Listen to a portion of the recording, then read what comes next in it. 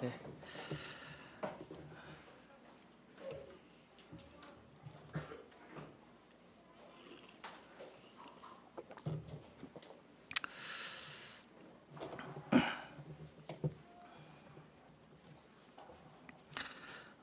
지난 6월 13일 수요일 날 우리 송영길 형님께서 기린노교회 장로들을 세우기 위해서 기도 제목을 그때 나눠 주셨습니다.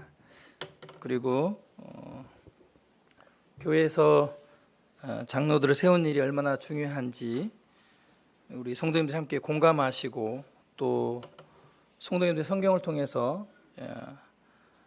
배우는 것이 필요하다고 그런 말씀을 나눠주셨습니다. 그래서 성경에서 말하는 교회의 인도자라는 책을 통해서 수요 집회 때 우리 형제님들이 돌아가면서 말씀을 나누고자 한다고 하는 이런 말씀을 이런 교재가 있었습니다. 그런 이유로 오늘 첫 시간 말씀을 제가 나누게 됐습니다.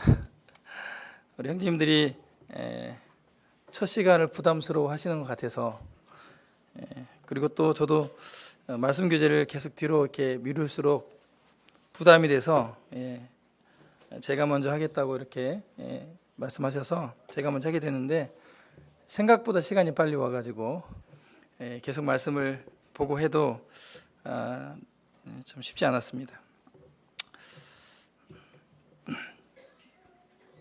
이것은 이제 거울인데요. 거울의 정의는 이렇습니다. 빛의 반사를 이용하여 물체의 모양을 비추어 보는 물건 또는 어떤 사실을 그대로 드러내거나 보여주는 것. 오늘 말씀을 들을 때 아마도 하나님의 말씀이 여러분의 마음을 이 거울처럼 비춰주실 것입니다.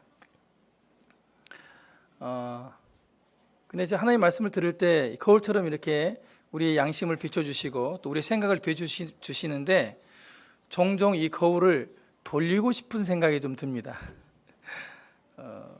어디로 돌리고 싶을까요?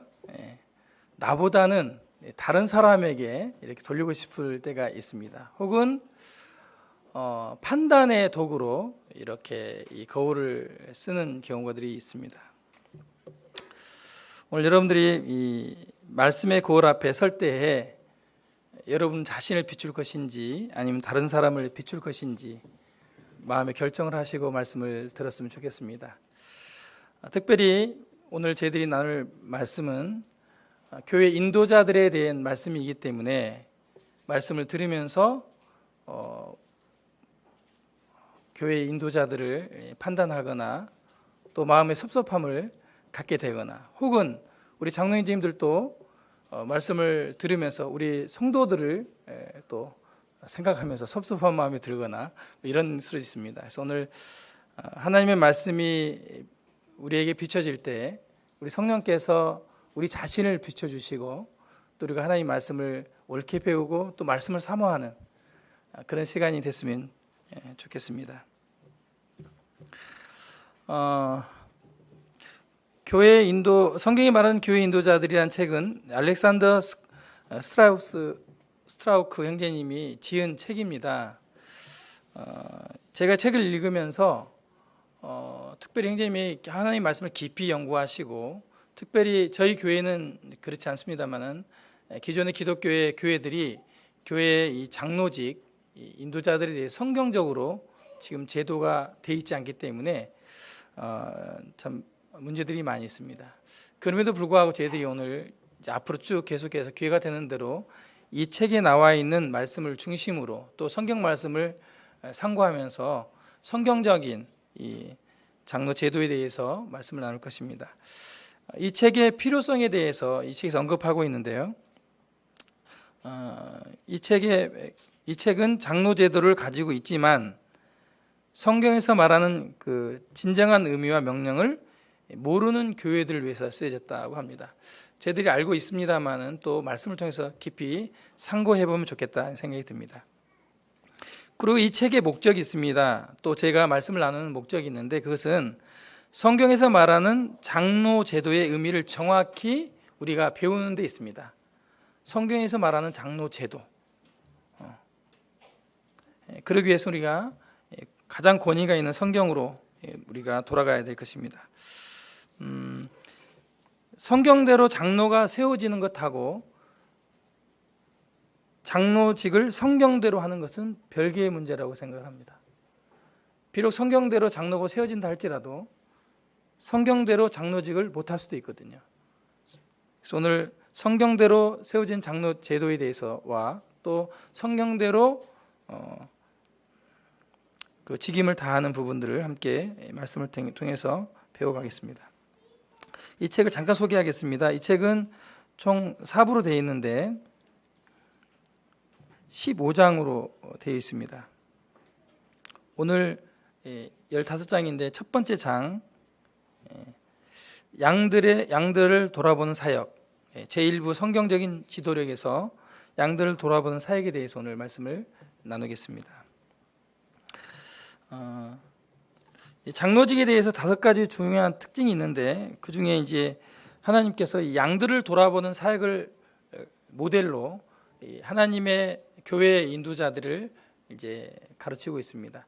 세상에는 수많은 직업이 있고 일들이 있는데 그 중에 특별히 하나님의 교회의 장로와 또 인도자들을 가르친 데 있어서 그 모델로 하나님이 목자를 선택했다고 하는 것입니다. 목자는 양을 치는 사람들입니다. 그리고 성경의 많은 부분에 있어서 하나님과 그 하나님이 사랑하시는 백성들의 관계를 목자와 양의 관계로 계속해서 성경에서 구약부터 또 신약까지 계속 저희들에게 말씀을 가르쳐 주고 있습니다. 아마도 이게 하나님의 뜻을 저희들이 전달하는데 가장 지혜롭고 효과적인 아마 비유이지 않겠나 이런 생각을 갖습니다. 여러 가지 직업과 여러 가지 경험을 통해서도 우리가 하나님의 뜻을 배우지만 이 목자와 양의 관계를 통해서 하나님의 교회의 일꾼과 또 인도자들에 대해서 이렇게 저희들에게 교훈해 주고 계시다라고 믿습니다. 양들을 돌아보는 사역은 몇 가지가 있는데 한 가지씩 이제 말씀을 좀 나누도록 하겠습니다. 먼저 양들을 돌아보는 사역에 있어서 베드로전서 5장 1, 2절에 이렇게 말씀하고 있습니다. 너희 중 장로들에게 권하노니 너희 중에 있는 하나님의 양 무리를 치되 이렇게 말씀하고 있습니다. 이 장로들은 지역교회 성도들을 먹이고 감독하고 인도하는 이런 성경적인 용어를 가지고 있습니다.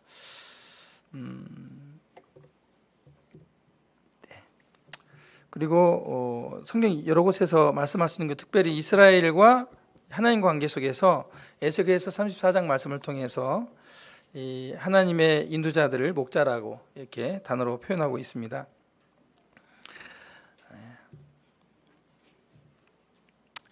먼저 양들을 돌아보는 사역에 대해서 좀 말씀 나누겠습니다. 특별히 이제 그 신학 시대에 장로들의 중요한 임무는 거짓 선생들로부터 지역교회를 보호하는 것이었습니다. 이게 양들을 보호하는 그런 사역이었습니다. 그러려면 이 장로들은 또 일꾼들은 이 양들을 보호하기 위해서 거짓 교사로부터 양들을 보호하기 위해서 충분한 성경 지식을 가지고 있어야 된다고 말씀을 하고 있습니다. 네. 그리고 양들을 보호하는 것은 말씀만 가지고 가르치는 것이 아니고 잃어버린 양, 그러니까 교회 생활을 하다가 모임 생활을 하지 않는 사람들, 혹은 모임 생활을 하지만 세상 사이에서 방황하는 이런 성도들을 모두 다 포함해서 보호해야 한다고 하는 것을 말씀하고 있습니다. 저도 좀 그런 부분이 많습니다만은 잘 따라오거나 잘 이렇게 교회 생활하는 그 지체들이나 양들은 돌아보거나 또 섬기는 일에서 좀 익숙한 것 같아요. 그런데 이제 교회 잘 안 나오거나 또 이제 교회 생활에 있어서도 좀 사이드에서 돌고 있는 이런 지체들에 대해서 지속적인 관심과 더 지대한 관심을 갖고 그들을 보호하려고 하는 것들은 좀 부족한 부분이 없지 않아 있는 것 같습니다. 이 장로와 이 인도자들에 대해서는 양들을 보호하는 데 있어서 잃어버린 양과 또 방황하는 양들을 모두 다 보호해야 된다고 하는 것을 저희들에게 말씀하고 있습니다. 여러 번 형제님들이 나눴을 텐데요. 이 양들은 여러 짐승들 중에서 자기 방어력이 없는 그런 동물입니다. 그렇기 때문에 쉽게 적들로부터 공격을 받아서 잡혀 먹을 수밖에 없는 그런 특징을 가지고 있습니다. 이 특징을 볼 때 좀 약간 인정하기는 어렵지만 구원받은 성도님들을 하나님께서 양으로 말씀하셨다면 우리의 처지가 그러하다고 하는 것입니다.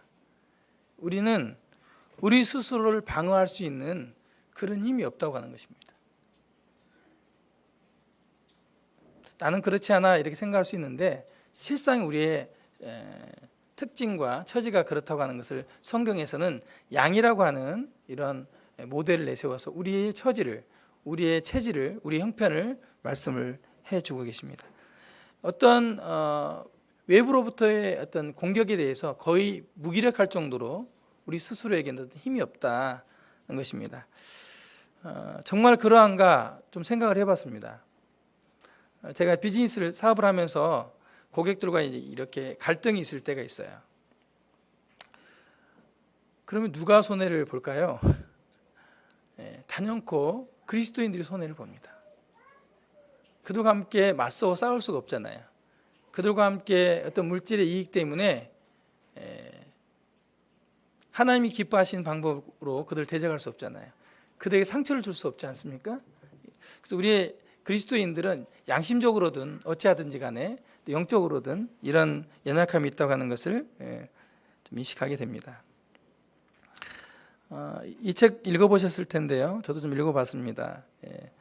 필립 켈러가 쓴 양과 목자라고 하는 책인데요. 이분은 실제로 목자의 일을 하면서 양들의 특징을 발견하고 실제로 쓴 책입니다. 굉장히 좋은 책인데 우리 성도님 함께 읽으시면 좋겠고요. 특별히 이 책은 교회 일꾼들이 최소한 1년에 한 번 정도는 읽으면서 다시금 초심을 회복하는 것도 좋겠다는 생각이 듭니다. 그가 이제 이 양들의 얼마나 무능한가, 얼마나 그 위험과 죽음에 대해서 무지한가 이 부분을 이렇게 표현하고 있습니다. 그들은 그들의 생명이 직접적인 위험 가운데 있는데도 그냥 태연하게 서 있을 뿐이다. 그러니까 이런 거죠. 목장에 이렇게 양들이 있는데 짐승들이 와서 늑대가 와서 잡아먹으면 도망가야 되는데 동료의 양이 잡혀먹어도 이렇게 보고 있는 겁니다. 가만히 서서. 그 위험을 잘 모른다는 거예요. 그런 무지를 가지고 있다 이렇게 이제 표현하고 있습니다. 계속 이런 말씀을 제가 묵상하면서 내가 과연 그런가, 내가 양이라면 내가 그러한가 이런 생각을 좀 하게 되었습니다. 그리고 목자로서의 사역자라는 책을 저술한 찰리 제퍼슨은 성도들에 대한 보호는 모든 목자들에게 있어서 가장 중요한 책임 중에 하나다라고 말을 하고 있습니다. 그렇다면 이 양들을 보호하는 임무를 어떻게 우리가 완성할 수 있을지 좀 말씀을 나누겠습니다.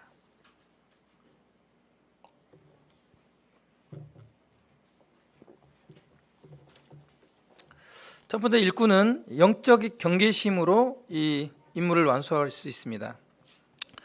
좋은 목자는 언제나 위험에 대한 경계심을 가지고 있어야 하며 약탈자를 잘 알고 그에 대해 지혜롭고 신속한 대처를 해야 한다 이렇게 말하고 있습니다. 장로들은 영적으로 깨어 있어야 되고 또 사단의 공격에 대해서 극도로 예민한 감각을 가지고 있어야 된다고 말씀하고 있습니다. 그러니까 이제 그 교회 인도자들은 본인에 대한 방어뿐만 아니라 본인에게 맡겨진 양들에 대한 경계심을 가지고 있어야 된다고 하는 것입니다. 누가 나의 양을 공격할 것인가? 어떻게 공격할 것인가? 그래서 이 공격자에 대한 어떤 정보들도 잘 알아야 되고 또 졸지 않고 깨어서 그런 것들을 살펴야 된다고 하는 것을 말씀하고 있습니다. 영적인 예민한 감각 이런 것들을 경계심을 가져야 된다고 말씀하고 있습니다. 이사야서 56장 10절로 12절에 보면 깨어있지 못한 경계하지 아니하는, 양들을 지키기 위해서 경계하지 아니하는 이런 목자들에 대해서 굉장히 신랄하게 책망을 하고 있습니다. 그 대목 중에 깨어있지 아니한 이 목자들에 대해서 소경된 파수꾼이다, 또 벙어리 된 개들이다, 이렇게 말을 하고 있습니다. 이게 무슨 말입니까? 이제 개들이 뭐 도둑이나 또 늑대나 이런 짐승들을 오면 이제 짖잖아요. 그런 걸 하지 않는 거죠. 졸고 있는 거죠. 목자는 그러면 안 된다고 하는 것입니다. 인도자는 양들을 보호하기 위해서 이런 영적인 경계심을 가져야 된다고 말씀하고 있습니다. 네, 여기 보면 이스라엘의 파수꾼은 맹인이요 다 무지하며 벙어리 개들이라 짖지 못하며 다 꿈꾸는 자들이요 누워있는 자들이요 잠자기를 좋아하는 자들이니 하면서 이제 하나님이 책망하는 목자들에 대해서 말씀을 하고 있습니다. 그리고 목자들이 깨어 있어야 하는 부분 중에 한 가지가 더 이제 기도에 깨어 있어야 된다고 말하고 있습니다. 기도에 깨어 있다고 하는 것은 계속해서 기도 생활을 하는 거죠. 그리고 실제 또 기도를 하는 것입니다. 하나님의 교회에서 종종 저희들이 이제 기도 집회를 하거나 또 뭐 새벽 기도를 하거나 이렇게 하잖아요. 하나님의 교회에서 이런 기도의 집회를 사모하고 또 기도의 집회에 참석했을 때 입을 열어서 또 성도들 위해서 부단히 기도하고 간절히 기도하고 이런 것이 영적인 경계심을 갖는 것이라는 것을 말씀해 주고 계십니다. 두 번째로 용기입니다. 목자는 약탈자들과 치열한 싸움을 싸울 용기가 필요하다. 그리고 그 목자의 좋은 모델로 다윗을 저희들에게 말씀하고 있습니다. 이 말씀을 좀 찾아보겠습니다. 사무엘상 17장 33절로 37절의 말씀입니다. 함께 좀 읽겠습니다.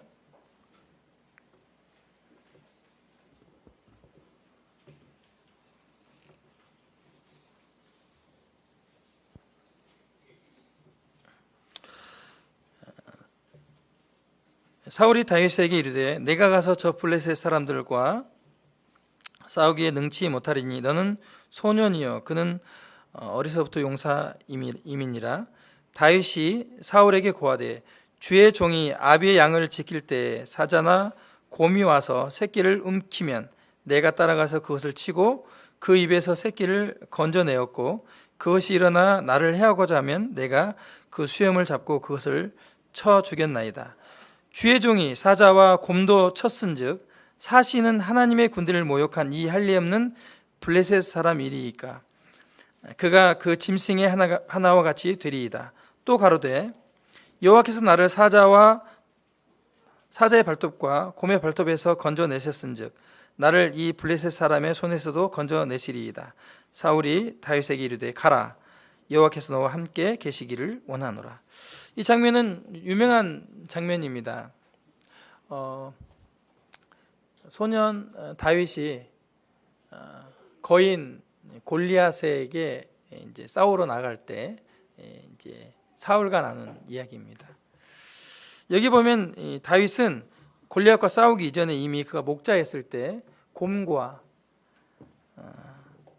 또 사자와 싸운 경험에 대해서 말을 하고 있습니다. 그는 용기 있게 자기 목숨을 내어놓고 이제 자기 양들을 지킨 사람입니다. 근데 그가 가진 이 용기는 우리 보통 저희들이 가지고 있는 담력, 우리가 천성적으로 가고 우리 안에 있는 그런 용기가 아닙니다. 용기라는 단어에 제가 좀 마음에 좀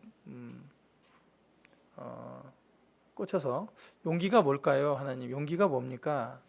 용기는 막 상대방을 위협하고 내가 이렇게 막 나서는 거, 이게 용기일까요? 좀 묵상을 해봤습니다. 용기라고 하는 단어를 생각할 때 최소한 용기는 나 자신을 사랑하지 않은 것임을 좀 생각이 됐어요. 나를 사랑하는 것은 용기가 아닌 것 같아요. 다른 사람을 사랑해서, 나 말고 다른 사람을 사랑해서 하는 행동이 용기인 것 같았습니다. 근데 이 다윗의 용기는 한 가지 비밀이 더 있었는데 27절에 이렇게 말씀하고 있습니다. 또 가로되 내가 그렇게 사자와 곰을 쳤습니다. 다 죽였습니다. 이렇게 말하면서 다윗이 말하되 여호와께서 나를 사자의 발톱과 곰의 발톱에서 건져내셨은즉 이렇게 말씀하고 있어요. 그러니까 내가 사자나 곰을 양을 지키기 위해서 대적했지만 사실은 하나님이 나를 지키시고 나를 도와주셔서 이런 곰과 사자를 물리치도록 도와주신 겁니다. 하나님의 도우심을 통한 그의 신앙의 경험을 통해서 다윗은 신앙을 근거로 한 용기가 있었던 것입니다. 그래서 하나님의 교회 일꾼들이, 목자들이, 장로들이 갖게 되는 용기는 그래 내가 일꾼이니까 내가 책임을 져야 되니까 이게 아니고요. 정말 믿음으로부터 오는 용기. 하나님께서 지금까지 나를 세우시고 인도해 주셨는데 앞으로도 이와 같은 일 해결해 주시고 도우실 거라고 하는 분명한 용기를, 믿음을 가지고 하는 용기입니다. 다윗이 골리앗에게 달려가는 것은 굉장히 무모한 짓입니다. 지금도 아마 우리 교회에서 이러한 행동을 하는 지체가 있다면 좀 말길 거예요. 다 좋지만 그건 아닌 것 같아 이렇게 할 수 있습니다. 그런데 이가 가지고 있는 용기는 믿음을 기반으로 하는 용기였다고 하는 것입니다. 하나님의 교회의 인도자는, 또 일꾼은, 장로는 이와 같은 용기가 필요한데 나 말고 성도를 위해서, 다른 지체를 위해서 이렇게 치열하게 싸울 용기가 필요하다고 하는 것입니다.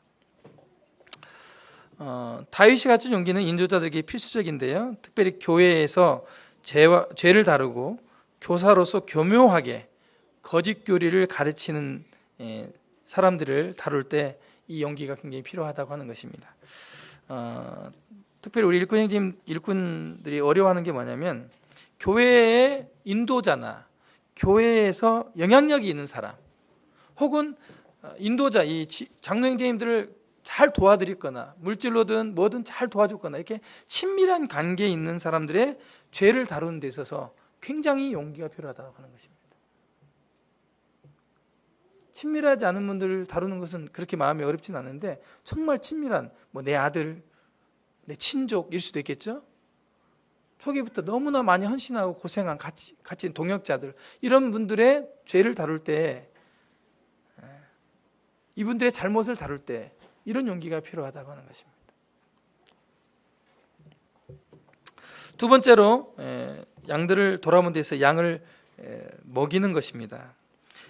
변증학자인 스코틀랜드 제임스 오루는 세상에서 가르침을 가장 중요하게 여긴 종교가 있다면 그것은 바로 예수 그리스도, 즉 기독교라고 서슴없이 말할 수 있다고 말했습니다. 이분이 국제 표준 성경 대백과사전을 편집한 분입니다. 저도 잘 모르는 분인데 유명한 분입니다. 이분이 세상에 가장 가르침을 중요하게 여기는 종교가 기독교다.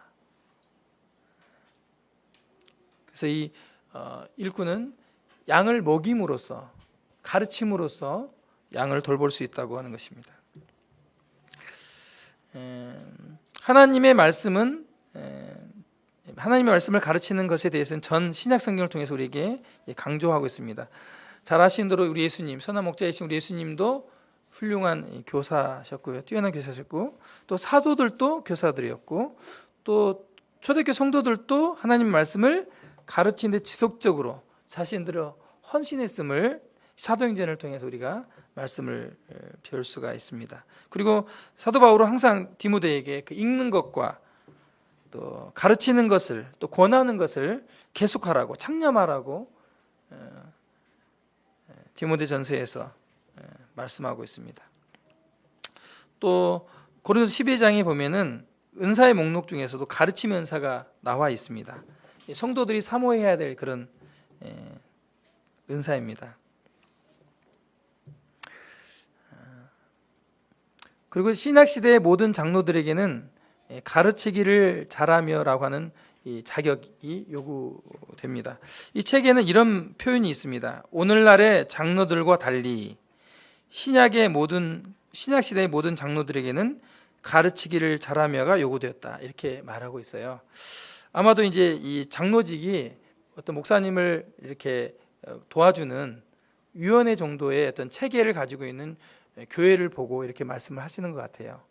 오늘날의 장로들이 세워질 때 특별히 집사와 이 장로의 구분을 지을 때도 이 가르침에 대한 부분이 장로들에게는 이렇게 들어가 있거든요. 그래서 가르치기를 잘 해야 된다고 말하고 있습니다. 이 가르치는 것으로 양들을 먹일 수 있다고 하는 것입니다. 장로들이 하나님의 양물을 치라고 명하셨는데 이게 이 말씀으로 먹이라고 하는 것입니다. 치라고 하는 게 이게 매로 때리라는 게 아니고요. 잘 이 먹이고 경영하라는 것입니다.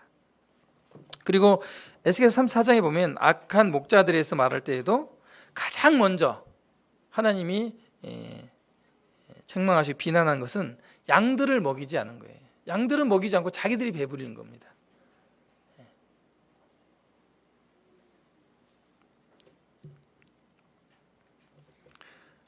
그리고 왜 이 말씀을 통해서 양들을 먹여야 되냐면 우리 그리스도인들은 성령을 통해서 하나님의 말씀을 통해서 나은 바 되었고 또 말씀을 통해서 성도들이 성숙하고 성장하고 또 말씀을 통해서 보호받을 수 있다고 하는 것입니다.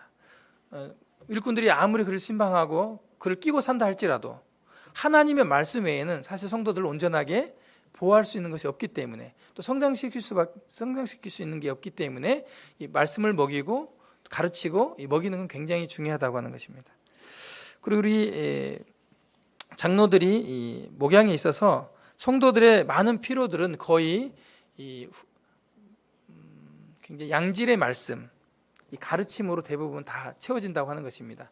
성도들이 문제가 있어서 힘들고 어려운 가운데 있다 할지라도 교회에 나와서 하나님의 말씀을 풍성한 말씀을 가르침을 받고 또 공급을 받으면 대부분의 문제들이 해결되고 새 힘을 얻게 되는 그런 필요를 채울 수 있다고 하는 것을 말씀해 주고 계십니다. 세 번째로 양들을 인도함입니다. 성경적인 용어로 무리를 목양한다고 하는 것은 그들을 인도하고 다스리는 것을 말합니다. 역으로 말하면 우리 성도님들 양은요 인도함을 받고 다스림을 받는 것입니다. 일꾼 형제님들이 우리를 인도하시거나 우리를 다스릴 때 순종하고 복종을 해야 되는 것입니다. 우리는 다스림을 받지 않으면 안전하지 못합니다. 그렇게 저에게 가르치고 계셔요. 일꾼은 보호할 뿐만 아니라 양들을 먹일 뿐만 아니라 그들을 인도하고 다스려야 된다고 하는 것입니다. 성경에 이 장로에 대해서 이제 감독이라고 하는 표현이 쓰여지는데 이 목양과 감독의 두 가지 의미를 다 이 장로직은 함축하고 있습니다. 특별히 이 양무리를 인도하고 다스리는 데 필요한 것이 있는데 그것은 경영 기술과 힘든 수고입니다. 말씀을 이렇게 좀 책을 통해 공부하면서 우리 장로님들 참 수고가 많으시다. 할 일이 너무 많으시다. 이런 생각을 좀 하게 되었습니다. 제 1부의 첫 번째 장인데 이 한 장의 짧은 말씀을 공부하는데도 장로들에게 요청되는 또는 장로들이 해야 될 일들이 너무나 많다. 너무나 중요하다. 이런 것들을 좀 생각하게 됐습니다. 먼저 경영기술입니다.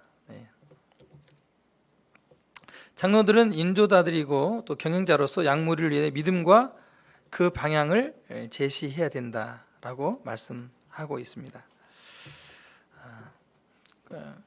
장로들은 인도자들은 교회의 목표를 정하고 또 결정하고 또 교회의 방향을 신앙의 방향을 제시하고 성도들에게 양들에게 또 잘못된 게 있으면 그것을 바로잡고 또 변화를 유도하고 또 잘 따라오지 않으니까 성도들에게 동기부여를 하고 그리고 그것이 잘 됐는지 평가하고 다시 계획하고 그리고 또 다시 다스리고 이게 이제 경영입니다.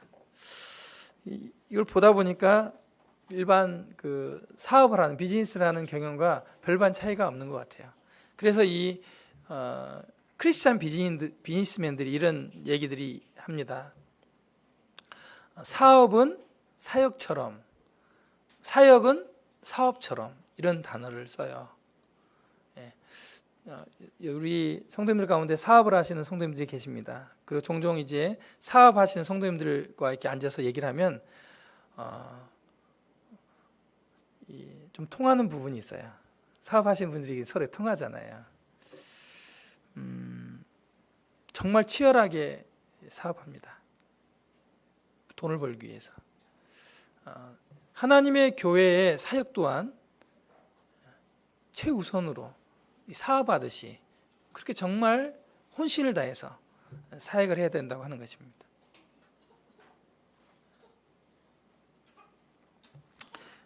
하나님의 교회에서 말씀만 전하는 것도 힘든데 성도들에게 우리 미래의 교회의 목표를 제시해주고 우리 교회가 나아갈 방향을 제시해주고 그 길로 함께 동역하고 함께 가야 된다고 하는 이런 부분들을 이 장로들이 해야 된다고, 이런 경영의 기술이 있어야 된다고 저희들이 가르쳐주고 계십니다. 그래서 이 디모데전서 5장 17절에 보면 잘 다스리는 장로들을 배나 존경할 자로 알되 말씀과 가르침에 수고하는 이들을 더할 것이니라, 이런 말씀을 하고 있어요. 여러분 보십시오. 이런 지금까지 나눴던 말씀들을 성도 우리 장로 일꾼 형제님들이 하시고 계시면 얼마나 수고하시겠어요. 그러니까 우리가 이런 수고를 통해서 유익을 얻고 있는 우리 성도들이, 우리 지체들이 어떻게 그분들에 대해서 해야 될까요? 배나도 존경하고 잘 순종하고 예리한다 하는 것입니다. 교회를 잘 다스리는 장로들은 그들의 지도력과 경영 능력 그리고 봉사로 인해 성도들에게 더 존경을 받아야 된다고 저희들에게 말을 하고 있습니다. 또 한 가지가 있는데요, 힘든 일입니다. 양무리를 인도하고 다스리는 데는 지혜와 지식이 필요할 뿐만 아니라 힘든 수고도 필요하다라고 말하고 있습니다. 사실 목회 하시는 일꾼 형제님들을 이렇게 가까이서 뵈면 아이고 나는 못하겠다 이런 생각이 들어요. 사실 이 힘든 일은 유쾌하지 못한 일이죠. 누구든지 힘든 일 하고 싶지 않습니다. 근데 우리 자기 삶을 목자로 묘사한 야곱의 말을 한번, 이 고백을 제가 한번 읽어드리겠습니다. 창세기 31장 40절에 이가 이렇게 말합니다. 내가 이와 같이 낮에는 더위를 무릅쓰고 밤에는 추위를 당하며 눈 붙일 겨를도 없이 지내었나이다. 자기의 목자의 삶이 눈 붙일 겨를도 없었다. 좋은 음식 먹고 어디 휴가 보내고 따뜻한 방에서 등 따시게 자고, 이건 고사하고 눈 붙일 겨를도 없었다. 이렇게 바빴다고 얘기합니다. 사실 하나님의 교회 장로들은 누가 하라고 막 요청해서가 아니라 자원해서 힘써서 이러한 삶을 살고 계십니다. 교회 인도자는 이런 힘든 일을 해야 된다고 하는 것입니다.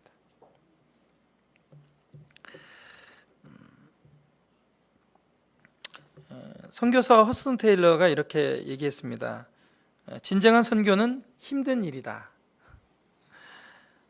너무 단조롭고 큰 열매도 없고 끝없이 어려움을 헤쳐나가는 것이 선교다.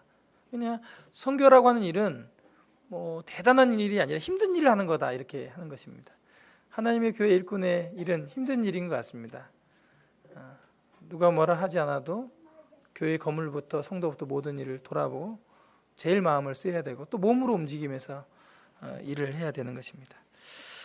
교회 장로직이 단순히 어떤 이름만 가지는 위원이 되는 것으로만 비춰질 때 장로가 되고자 하는 자들이 많겠지만 힘들게 약물을 돌아보는 일이라는 것을 알 때에는 지원자가 그리 많지 않을 것이다, 이렇게 말하고 있습니다. 아멘이 되었습니다. 우리 중에 지역교회 어떤 지역교회 보면 장로가 되겠다고 나서시는 분들이 간혹 있으셨어요. 그럴 때 참 대단하다. 제가 볼 때 이런 생각을 했습니다. 대단하다. 또 대단하다. 이런 생각을 했어요. 뭘 또 대단하다 그럴까요? 뭘 모르는구나. 이런 생각을 했습니다. 정말 힘든 일을 하시겠다고 하시다니 대단하다. 이 힘든 일인지를 모르다니 대단하다. 이렇게 생각이 든 겁니다. 하나님의 교회 일은 명예직이 아닙니다. 그리고 권한만 있는 것이 아니거든요. 분명히 일꾼에게는 하나님이 주어진 권위와 권한이 있습니다. 하지만 하나님이 부여하신 것은요, 힘든 일입니다. 그 책임을 주님이 인도자들에게 짐지어 주셨습니다. 우리 중에 장로직이 어떤 직임인지 말씀을 통해서 배우시고, 비록 힘들지라도 하나님의 교회를 힘써 섬기고자 하는 이런 하나님의 마음, 예수 그리스도의 선한 마음, 선한 목자의 마음이 우리 형제님들의 마음 가운데, 우리 자매들 마음 가운데 정말 충만히 일어나기를 참 바랍니다. 네 번째로 이제 실질적인 필요입니다. 장로들은 여러 면에서 이제 보호와 또 양들을 보호하고 또 말씀으로 먹이고 또 양들을 인도하고, 그 외에 또 일이 있는데 양들이 가지고 있는 여러 가지 실질적인 문제들을 돌아보아야 될 책임이 있다고 하는 것입니다. 예를 들어서 야고보서에서 병든 자들에게 교회 장로를 청하라고 하잖아요. 그래서 이 장로들은 병든 성도들도 신방해야 됩니다. 그들 위해서 기도하고 그 아픈 자들 위로하고 그래야 됩니다. 또 바울 사도는 에베소 장로들에게 약한 자들과 도움을 필요로 하는 자들을 돌아보라고 말씀하고 있어요. 그러니까 그냥 제가 좀 어려워요, 마음이 힘들어요, 그러면 가서 얘기도 들어주고 또 위로도 해주고 이렇게 해야 된다는 거예요. 실질적인, 혹은 물질 있으면 물질도 나누고, 실질적인 도움을 해야 된다고 하는 것입니다. 뭐 결혼 상담, 또 여러 가지 초신자들 방문하는 거, 전도하는 거 굉장히 많죠. 또 가족들 중에 어려운 일 당한 분들, 이런 분들을 또 가서 실제적으로 필요를 돌아보는 일, 이런 책임을 인도자들에게 있다고 하는 것입니다. 하지만 여기 책에서 말씀하고 있는 것은 교회의 모든 일에 대해서 다 일꾼들이 책임이 있는 것이 아니다 하는 것입니다. 교회의 사역은 교회 성도 전체가 하는 거라는 거죠. 그러니까 성도들은 가만히 있고 얻어먹기만 하고 또 보호만 받고 가만히 있는 게 아니라 사역에 있어서는 함께 성도들이 하는 거예요. 그 중에 일꾼들이 더 많이, 더 광범위하게, 더 힘들게, 더 중요한 일들을 이렇게 하는 것입니다. 우리 성도님들이 사역할 때, 교회가 사역을 할 때 일꾼들이 돌보고 또 그 사역의 방향도 제시해주고, 또 일을 하면서 어려운 일이 있으면 그 일에 도와주고, 이렇게 하신다는 것입니다. 종종 하나님의 교회 일꾼들을 볼 때 막일을 하는 분들보다 더 힘들다라는 게 있어요. 제가 전주 기린노교회 오기 전에 익산 대륙교회에서 25년 동안 한 사역자를 근접해서 가까이에서 함께 동역했던 형제로서 젊었을 때부터 나이 드실 때까지 사역하신 형제님을 가까이서 보아왔어요. 젊었을 때는 다양한 실질적인 일들을 뛰어다니면서 하셨어요. 그러나 나이가 들면서 실질적인 일들을 하시기가 어렵습니다. 시간도 그렇고 몸도 그래요. 그러므로 정말 더 많은 일꾼들이 필요하고 또 그런 일들을 분담해서 나눠서 해야 될 일꾼들이 필요하다고 하는 것들을 생각하게 됐습니다. 그래서 이 일꾼들을 종부리듯 성도들이 해서는 안 된다고 하는 것입니다. 어찌됐든 간에 함께 돕고 여러분들 할 수 있는 것들은 하고 또 정말 도움이 필요한 것들을 요청하고 이렇게 해야 된다고 하는 것입니다.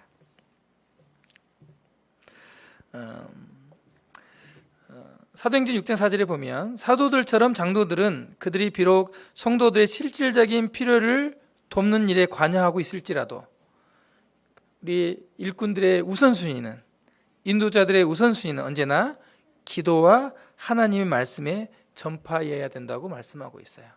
여기에는 이제 동역자인 집사들이 계시죠. 집사들이 장로들을 돕고 동역하게 될 것입니다.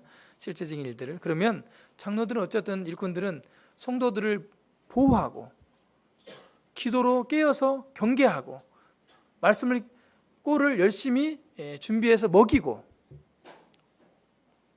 용기 내어서 그들과 함께 대적자를 대적하면서 거짓 교리로부터 그들을 보호하고 이런 일들을 말씀을 잘 준비해서 우리 인도자들이 해야 된다고 하는 것을 저희들에게 말씀하고 있습니다. 네, 이제 말씀을 마무리를 짓겠습니다. 말씀을 나누니까 참 좀 애매한 것 같아요. 일꾼들의 자격에 대한 부분이나 이런 부분들을 말씀드리는데 어찌됐든 하나님의 교회에서 이러한 일에 대해서 사모함을 가지고 또 이 일에 대해서 헌신된 이런 분들이 하나님의 교회 일꾼으로 세워져야 되고 또 세워진 일꾼은 이와 같은 책임과 또 이러한 사명을 가지고 일을 해야 된다고 하는 것입니다. 마지막으로 이 책에서 말씀하고 있는 것이 장로들이 어떤 은사나 어떤 은사가 좀 부족하거나 개성이 뛰어나지 않다 할지라도 그런 결점들은 다 일꾼들의 사랑으로 다 메꿔줄 수 있다, 이렇게 말을 하고 있습니다. 하지만 장로들에게 있어서 사랑이나 성도들에 대한 동정 이런 부족은 어떤 것으로 메울 수 없다, 이렇게 결론을 내고 있어요. 그러므로 지금 말씀을 드린 이런 일꾼들이 해야 될 일들은 근본적으로 항상 우리가 아는 대로 그 밑바탕의 바탕은 사랑이라고 하는 것입니다. 하나님, 우리 주 예수 그리스도를 사랑하는 마음, 그리고 우리 성도들을 볼 때마다 그냥 측은하고 우리 성도들을 볼 때마다 사랑스럽고 우리 성도들을 볼 때마다 참 그냥 어쩌서 한이고 이런 기본적인 사랑, 이렇게 됐을 때 이 모든 것을 효과적으로 할 수 있다고 저희들에게 가르치고 있습니다.